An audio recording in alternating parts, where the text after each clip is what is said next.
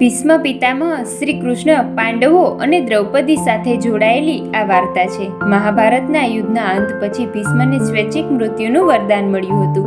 તેથી તેઓ દેહ છોડવા માટે ઉત્તરાયણની રાહ જોઈ રહ્યા હતા. યુદ્ધ જીત્યા પછી એક દિવસ શ્રી કૃષ્ણ પાંડવો અને દ્રૌપદી સાથે ભીષ્મ પિતામહ પાસે પહોંચ્યા. શ્રી કૃષ્ણએ કહ્યું કે તમે વિદ્વાન છો, પાંડવોને પણ જ્ઞાન આપો. પોતાના અનુભવના આધારે ભીષ્મએ પાંડવોને જ્ઞાનની ઘણી વાતો કહી. આ દરમિયાન દ્રૌપદીએ ભીષ્મ પિતામહને કહ્યું કે આજે તમે જ્ઞાનની આટલી સારી વાતો કરી રહ્યા છો, પરંતુ તે દિવસે તમારું જ્ઞાન ક્યાં ગયું હતું જ્યારે જાહેર સભામાં મને અપમાનિત કરવામાં આવી હતી?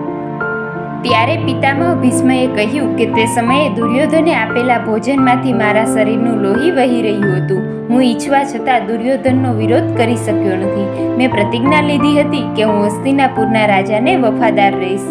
દુર્યોધન ખોટા માધ્યમથી પૈસા કમાતો હતો અને એ પૈસામાંથી મળતું ભોજન હું ખાઈ રહ્યો હતો.